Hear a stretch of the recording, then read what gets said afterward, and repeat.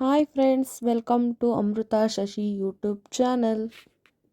ಇವತ್ತು ನಾಟಿ ಕೋಳಿ ಸಾರು ಯಾವ ರೀತಿ ಮಾಡೋದು ಅಂತ ರೆಸಿಪಿ ತೋರಿಸ್ಕೊಡ್ತೀನಿ, ಬನ್ನಿ. ಒಂದು ಕುಕ್ಕರ್ಗೆ 1 ಟೇಬಲ್ ಸ್ಪೂನ್ ಎಣ್ಣೆ ಹಾಕಿ ಅದಕ್ಕೆ ಒಂದು ಹೆಚ್ಚಿರೋಂಥ ಈರುಳ್ಳಿ ಹಾಕಿ, ಈರುಳ್ಳಿ ಗೋಲ್ಡನ್ ಬ್ರೌನ್ ಕಲರ್ ಬರಬೇಕು, ಅಲ್ಲಿವರೆಗೂ ಅದನ್ನು ಫ್ರೈ ಮಾಡ್ಕೊಳ್ಳಿ. ಅದು ಗೋಲ್ಡನ್ ಬ್ರೌನ್ ಬಂದಿಲ್ಲ ಅಂದರೆ ಅದಕ್ಕೆ ಚಿಕನ್ ಹಾಕೋದ್ರೆ ಚೆನ್ನಾಗಿರಲ್ಲ. ಅದಕ್ಕೆ ಅದು ಬ್ರೌನ್ ಕಲರ್ ಬರಬೇಕು, ಅಲ್ಲಿವರೆಗೂ ಫ್ರೈ ಮಾಡಿ. ಈಗ ಅದಕ್ಕೆ ತೊಳೆದಿರೋಂಥ 1 kg ನಾಟಿ ಕೋಳಿ ಅನ್ನು ಚೆನ್ನಾಗಿ ತೊಳೆದು ಅದಕ್ಕೆ ಆ್ಯಡ್ ಮಾಡ್ಕೋಬೇಕು. ಈಗ ಅದಕ್ಕೆ ಅರ್ಧ ಟೀ ಸ್ಪೂನ್ ಅರಿಶಿನ ಪುಡಿ ಹಾಕಿ ಅದು ಎಣ್ಣೆಯಲ್ಲೇ ಫುಲ್ಲು ನೀರೆಲ್ಲ ಬಿಟ್ಕೊಂಡು ಡ್ರೈ ಆಗಬೇಕು. ಆ ರೀತಿ ಅದನ್ನು ಫ್ರೈ ಮಾಡೋದಕ್ಕೆ ಮುಚ್ಚಳ ಮುಚ್ಚಿ ಬಿಟ್ಬಿಡಿ ಸ್ವಲ್ಪ ಹೊತ್ತು. ಇದು ಡ್ರೈ ಆಗೋಷ್ಟರಲ್ಲಿ ಮಸಾಲೆ ನೋಡ್ಕೊಂಬರೋಣ. ಒಂದು 10 ಒಣಮೆಣ್ಸಿನ್ಕಾಯಿ, 5 ಹಸಿಮೆಣ್ಸಿನ್ಕಾಯಿ, 1 ಇಡೀ ಧನಿಯಾ, 1 ಈರುಳ್ಳಿ ಹಾಗೂ ಕೊತ್ತಂಬರಿ ಸೊಪ್ಪು, ಇದನ್ನು ಎಣ್ಣೆಯಲ್ಲಿ ಡ್ರೈ ಮಾಡಿ. ಈಗ ಅದಕ್ಕೆ ಒಂದು ಪ್ಯಾನ್ಗೆ ಎಣ್ಣೆ ಹಾಕ್ಕೊಂಡು ಅದನ್ನೆಲ್ಲ ಆ್ಯಡ್ ಮಾಡಿ ಚೆನ್ನಾಗಿ ಅದನ್ನು ಫ್ರೈ ಮಾಡ್ಕೊಳ್ಳಿ.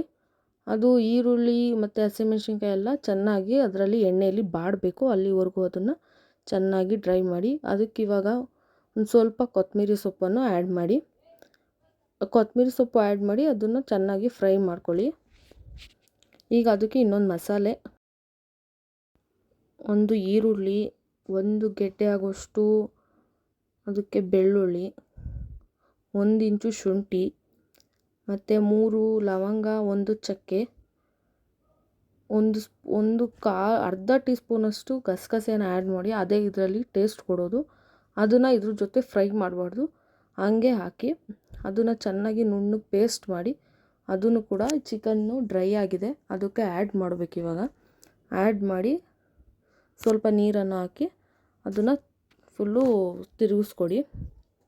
ತಿರುಗಿಸ್ಕೊಟ್ಟಾದ್ಮೇಲೆ ನೋಡಿ, ಅದು ಚಿಕನ್ಗೆ ಮಸಾಲ ಎಲ್ಲ ನೀಟಾಗಿ ಹಿಡಿಬೇಕು. ಆ ಥರ ಡ್ರೈ ಮಾಡಿ ಸ್ವಲ್ಪ ಉಪ್ಪನ್ನು ಹಾಕಿ ಡ್ರೈ ಮಾಡಿ. ಈಗ ಒಂದು ಅರ್ಧ ಹಸಿ ತೆಂಗಿನಕಾಯಿನ ನುಣ್ಣಗೆ ಪೇಸ್ಟ್ ಮಾಡಬೇಕು. ನುಣ್ಣಗೆ ಪೇಸ್ಟ್ ಮಾಡಿ ಅದಂತರ ಹಾಕಿ. ಇಲ್ಲ ಅಂತಂದರೆ ಹಸಿಯಾಗಿದ್ದರೆ ಬಾಯಿಗೆ ಸಿಗ್ತಾಯಿದ್ರೆ ಅದು ಟೇಸ್ಟು ಚೆನ್ನಾಗಿರಲ್ಲ. ಅದಕ್ಕೆ ಚೆನ್ನಾಗಿ ನುಣ್ಣಗೆ, ಎಷ್ಟು ನುಣ್ಣಗಾಗುತ್ತೋ ಅಷ್ಟು ನುಣ್ಣಗೆ ಪೇಸ್ಟ್ ಮಾಡಿ ಅದನ್ನು ಆ್ಯಡ್ ಮಾಡ್ಕೊಳ್ಳಿ. ನಿಮಗೆ ನೀರು ಎಷ್ಟು ಬೇಕೋ ಅಷ್ಟನ್ನು ನೋಡಿ ನೀವು ಆ್ಯಡ್ ಮಾಡ್ಕೋಬೋದು.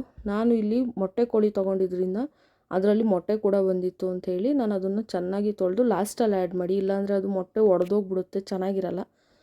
ಲಾಸ್ಟಲ್ಲಿ ಒಂಚೂರು ಕೊತ್ತಂಬರಿ ಸೊಪ್ಪು ಹಾಕಿ ಚೆನ್ನಾಗಿ ಮಿಕ್ಸ್ ಮಾಡಿ 3 ವಿಷಲ್ ಕೂಗಿಸ್ಬೇಕು. 3 ವಿಷಲ್ ಕೂಗಿಸಿದ್ಮೇಲೆ ಅದು ಚೆನ್ನಾಗಿ ಬೆಂದ್ಕೊಂಡಿರುತ್ತೆ.